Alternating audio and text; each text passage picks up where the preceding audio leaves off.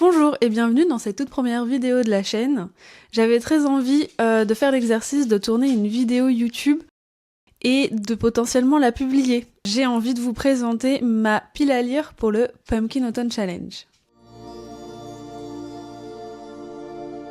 Pour ceux qui connaissent pas ce qu'est le Pumpkin Autumn Challenge, c'est un challenge littéraire et culturel qui se passe du 1er septembre au 30 novembre.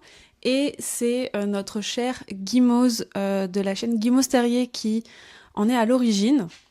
Et c'est un peu grâce à elle quand même que finalement l'automne est devenu une saison que j'apprécie beaucoup. Donc je vous laisserai en barre d'infos la chaîne de Guimauze Terrier si vous voulez en savoir plus sur le challenge si vous le connaissez pas. Mais en attendant, moi je vais juste vous présenter les livres que j'ai mis dans chaque catégorie. On va commencer tout de suite avec le premier tableau qui s'appelle Automne frissonnant. Alors, la première catégorie s'intitule Monster Mash et elle a pour mots-clés Halloween, créature, classique, comédie, danse. Ici, j'ai mis deux livres, un classique et un jeunesse. Pour le classique, j'ai mis Frankenstein de Mary Shelley. Franchement, est-ce que j'ai vraiment besoin de vous le présenter? Je ne pense pas. Petit aparté, j'ai pris un micro. J'espère que ça va fonctionner parce que c'est la première fois que je l'utilise. Parce qu'en fait, j'ai du parquet et j'ai une choupette qui marche et qui est autour et qui a juste... Arrête! Ça suffit, Youyou! Tu cherches les bêtises, là. Et j'ai un chien qui cherche les bêtises. Voilà. Et donc, c'est compliqué. Donc, reprenons avec Frankenstein de Mary Shelley. Comme je vous le disais, je pense pas avoir à vous le présenter. Je l'ai dans une vraiment très jolie édition et je ne l'ai jamais lu. Alors, ce n'est peut-être pas mon livre prioritaire dans le sens où finalement un classique peut rester dans une pile à lire longtemps. Ce n'est jamais vraiment perdu. Mais j'ai bon espoir quand même de le lire pour valider cette catégorie. L'autre livre qui m'aiderait à valider cette catégorie, il s'agit de Les Jumeaux Croche-Mort, le premier tome de Cassandra O'Donnell. Celui-ci risque de se lire extrêmement vite.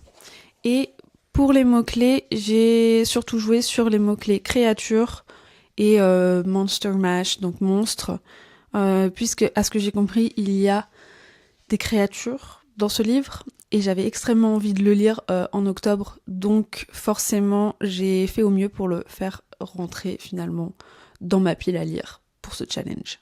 Alors ensuite, la deuxième catégorie se nomme « Seriez-vous capable de l'arrêter ?»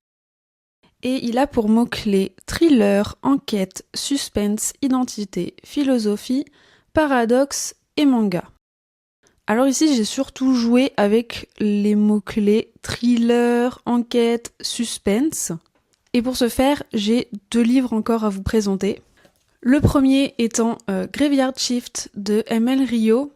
Ici, je l'ai dans sa version en anglais, mais il a été traduit très récemment en français et il se retrouve dans beaucoup de piles à lire que j'ai déjà vues du challenge. Mais pour de bonnes raisons, parce que je pense qu'il va avoir une ambiance assez horrifique et un petit peu étrange. Il est en plus de ça très court, donc c'est parfait quand on a 10 000 livres à lire, comme moi. Sinon, le deuxième livre qui pourrait valider ce challenge, ici, c'est surtout aussi sur le mot-clé enquête. Mais attends... Hop là, j'ai dû aller chercher le deuxième livre parce que je ne l'avais pas pris avec moi.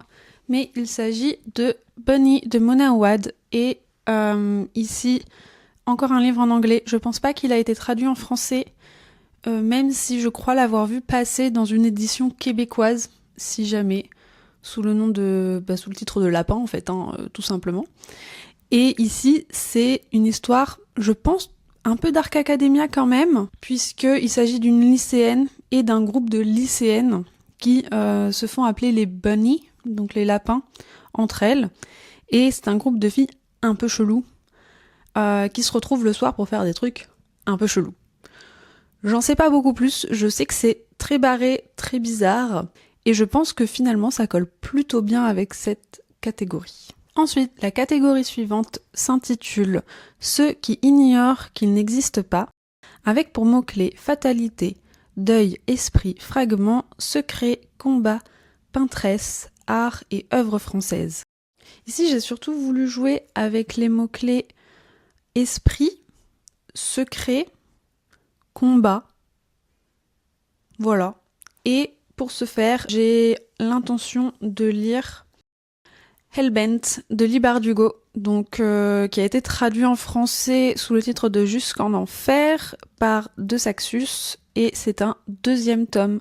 Le premier tome étant La 9e maison de Lee Bardugo. Et j'avais énormément aimé ce premier tome, donc j'ai vraiment très hâte de retrouver Alex Stern. C'est du Dark Academia, mais avec un côté un peu surnaturel. Le côté esprit. Et je pense que dans ce 2e tome, il va y avoir pas mal de combats aussi. Donc voilà, pour cette catégorie. Ah non, j'allais oublier, j'ai aussi mis un roman graphique, mais je l'ai pas encore avec moi, puisque je ne l'ai pas encore acheté. Mais c'est un 3e tome qui s'appelle Light de Brenna Thumbler. Et le premier tome a déjà été traduit en français sous le titre Invisible. Et c'est une histoire d'un petit fantôme qui se retrouve à discuter avec une petite fille qui travaille dans un Lovomatic. Et les dessins sont vraiment très doux, très pastel, très cosy finalement. Et j'adore ce style. Et l'histoire est vraiment très mignonne, très sympa. Donc je vous le recommande. Et finalement, la dernière catégorie pour ce tableau, il s'agit de Les songes maudits de Carmilla. Et les mots-clés sont vampire, manoir, nuit, surnaturel, gothique, horreur, nouvelle. Bon, finalement, sans grande surprise, j'ai quand même pas mal joué sur le mot-clé vampire et gothique, comme beaucoup, puisque les vampires sont revenus un petit peu à la mode, mais c'est des vampires un petit peu différents et c'est très cool, j'aime beaucoup. J'ai une pavasse en premier qui s'appelle Empire du vampire de J. Christophe, que j'ai depuis très longtemps, mais vu sa grosseur, vous comprendrez ma réticence à le sortir. Surtout qu'ici, il est en anglais. Donc, Pavas plus anglais, j'avoue que je sais que ça va me prendre du temps, donc je rechigne un petit peu à m'y lancer à chaque fois. Mais il va falloir s'y mettre, ma cocotte. Il va falloir vraiment s'y mettre. Et le 2e tome, alors c'est encore du Lee Bardugo, avec Le Familier, donc c'est pas ma priorité parce que j'ai déjà un autre Lee Bardugo et que c'est une autrice que j'adore et que c'est une autrice que je sais apprécier, donc il peut se retrouver à l'année prochaine, c'est pas grave, je sais que je le garderai, je sais que je le lirai et je sais que je l'adorerai, donc il peut attendre encore un petit peu, mais dans le grand espoir qui est la Délulu, j'aimerais bien le lire cette année. Voilà. Et ma dernière option pour valider cette catégorie, il s'agit d'une BD qui s'appelle Minuit passé de Gaël Genillier. Pardon, je ne sais pas. Mais il me paraît parfait pour cette catégorie. Il n'y a pas de vampire forcément, mais il y a surtout le mot gothique. En tout cas, gothique et manoir. Ouais, voilà, gothique, manoir. Peut-être un petit peu d'horreur. En fait, je ne sais pas du tout. En tout cas, quand je l'avais feuilleté, je l'avais trouvé splendide et je l'ai vu passer dans plusieurs recommandations. Donc, il sera lu. Voilà, on a terminé pour ce premier tableau. C'était le tableau où j'avais vraiment mis le plus de livres. Donc, après, ça devrait être un petit peu plus rapide et un peu plus léger. Le prochain tableau s'appelle Automne extraordinaire. Et là, c'est carrément ma vibe aussi, puisque j'adore le cozy fantasy et que il y avait largement de quoi en placer pas mal ici. La première catégorie s'intitule La bonne auberge de la pierre levée. Elle a pour mots-clés fantasy, quête, médiévale, JDR, livre dont vous êtes le héros, voyageur, musique. Alors là, j'ai surtout joué sur le mot-clé quête, fantasy, voyageur, médiéval peut-être un petit peu, voilà. Donc, ici j'ai un livre et il s'agit de La quête des Willan. de Pierre Bottero, l'intégrale. Voilà. Alors je ne sais pas si vous avez l'information, mais il paraît que les dorures sur cette version s'enlèvent assez facilement et j'aimerais bien éviter de l'abîmer. Donc dites-moi si vous savez.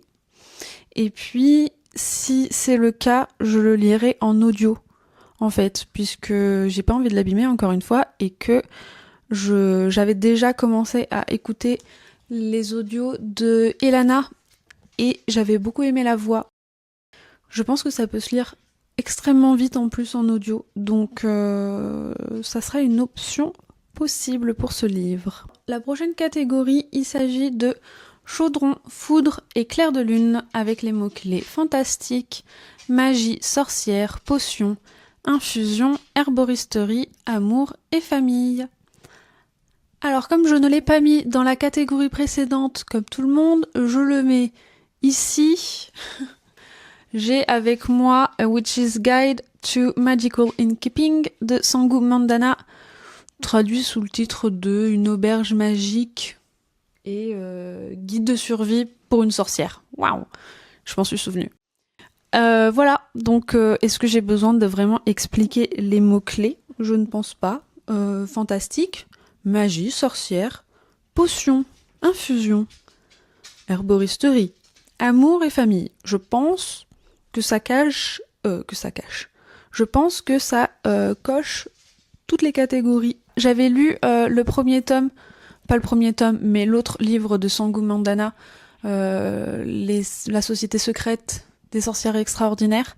Je l'avais lu aussi en anglais, c'est pour ça que j'ai voulu continuer en anglais. Et j'en garde un excellent souvenir, surtout que je l'avais lu pendant mon voyage au Japon, donc un peu spécial, et j'avais vraiment adoré. Donc très hâte de découvrir celui-ci. Pour le côté un peu moins cosy, mais toujours magie et sorcière, j'ai Nettle and Bone de T. Kingfisher. Rien que pour la couverture, en fait, il était obligé d'être dans ce challenge.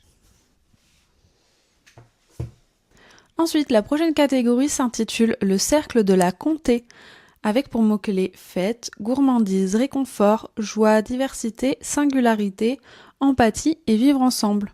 Ici encore, j'ai voulu mettre de la cozy fantasy avec le titre de In the Company of Witches de Aurélie Wallace, que j'ai l'intention de lire en liseuse. C'est pour ça que je n'en ai pas la copie avec moi. Mais du cozy fantasy avec la magie, il y a un petit chat, je pense qu'il va y avoir un côté très cosy et donc du réconfort pour les mots-clés. Joie, vivre ensemble, empathie sûrement. Puis sinon, j'ai un autre livre aussi dans ma palle physique que j'aimerais bien sortir. Alors ça sera soit l'un, soit l'autre qui m'aidera à valider cette catégorie. Il s'agit de La balade funèbre de Art et Merci de Megan Brannen. Alors ici, c'est surtout sur le mot-clé réconfort, joie que j'associe à la cozy fantasy. Et pour moi, je pense que ça va être une petite romance toute mignonne dans un univers un petit peu glauque. Et ça sera super pour valider cette catégorie. Et enfin, la dernière catégorie, il s'agit de latte, une variation sophistiquée et crémeuse. Une couverture aux couleurs d'un latte à la cannelle et à la cardamome, c'est-à-dire un marron et beige. Ici, j'ai mis qu'un seul livre que j'ai voulu forcer parce que je voulais absolument le lire pendant cet automne. Il s'agit de The Bookshop and the Barbarian, encore une cozy fantasy que j'avais découvert sur la chaîne de Margot Liseuse qui en avait pensé que du bien. Elle avait un peu comparé ça à Légende et Latte, mais en version un petit peu plus dynamique, avec un peu plus d'aventure, voilà, avec un peu plus d'aventure. Donc j'ai vraiment très hâte. Je pense qu'il rentre quand même pas mal dans cette catégorie, puisqu'il a pas mal de marron et de orange. Voilà. Peut-être plus un flat white ou un espresso macchiato, mais ça marche. Et enfin, le dernier tableau qui s'intitule Automne rayonnant, il a aussi 4 catégories. Donc la première s'intitule Je ne couperai pas mes cheveux, je ne parlerai pas moins fort. Les mots-clés sont mythologie, chasseresse, liberté, émancipation et féminisme. Ici, j'ai surtout joué sur les mots-clés féminisme, émancipation et liberté. Pour ce faire, je vais lire Heavenly Tyrant de Shiran J. Sao. Je suis désolée pour la prononciation que j'ai écorchée sans aucun doute. C'est un deuxième tome, le deuxième tome de Iron Widow, que j'avais vraiment beaucoup aimé, qui était de la science-fiction avec un univers misogyne au possible, et notre protagoniste principale qui partait en quête de vengeance contre un homme en particulier, puis finalement elle s'est retrouvée à être bien plus que ça. Et c'est vraiment très chouette, je vous le recommande vivement. J'avais trouvé le premier tome un petit peu difficile de se faire une idée, en fait, de s'imaginer l'univers, c'était un petit peu compliqué, je trouve. Mais à part ça, j'avais quand même trouvé tout le reste très chouette.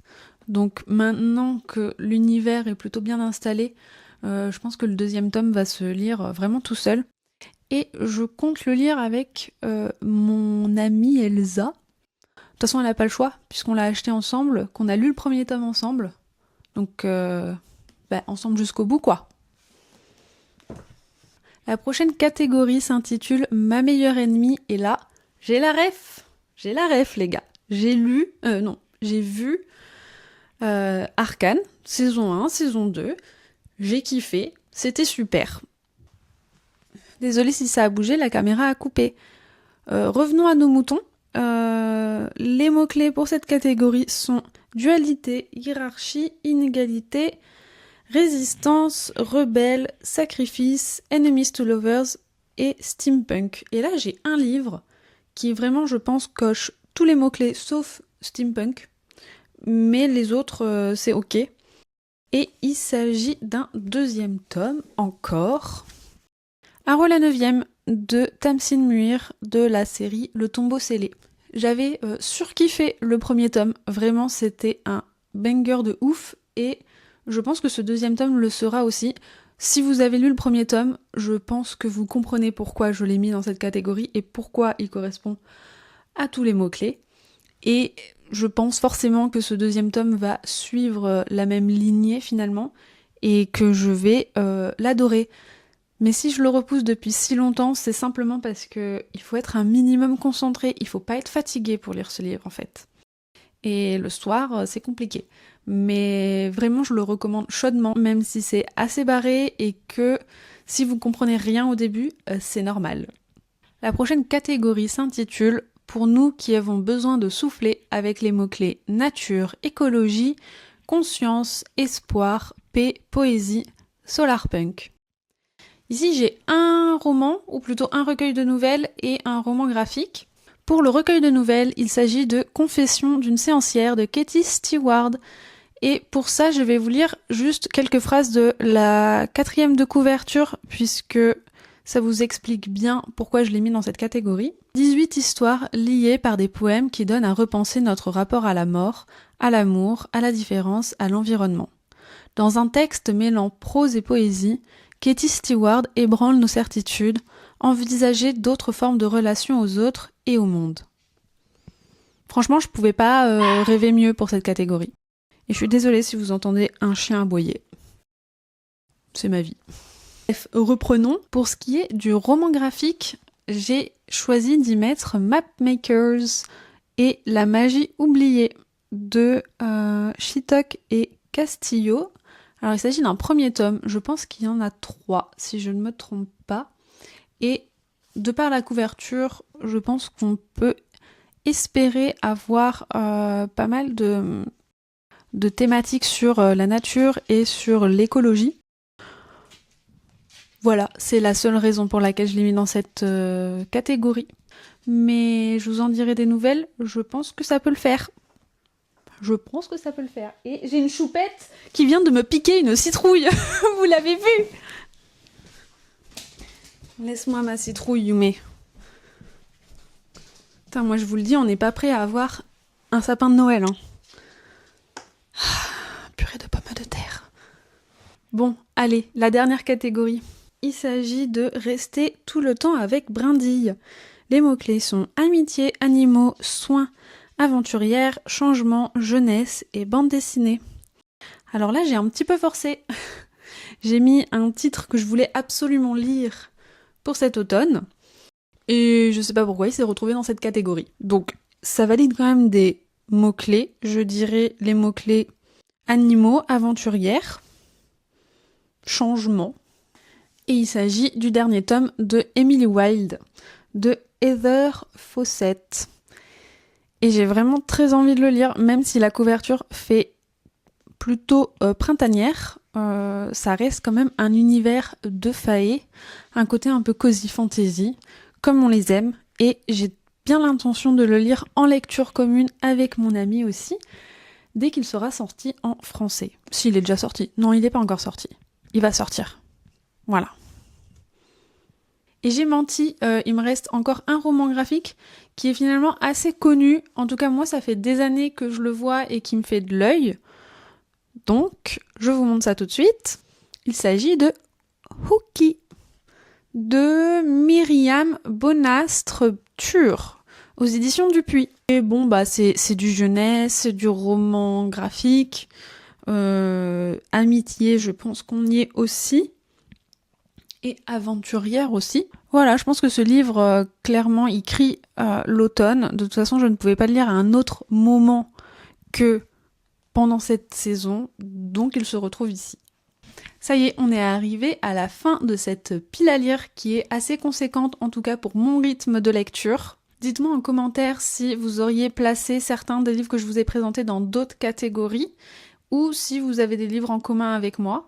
Et puis il me reste plus qu'à vous souhaiter un joyeux Pumpkin Autumn Challenge et de bien profiter de cet automne. Bye!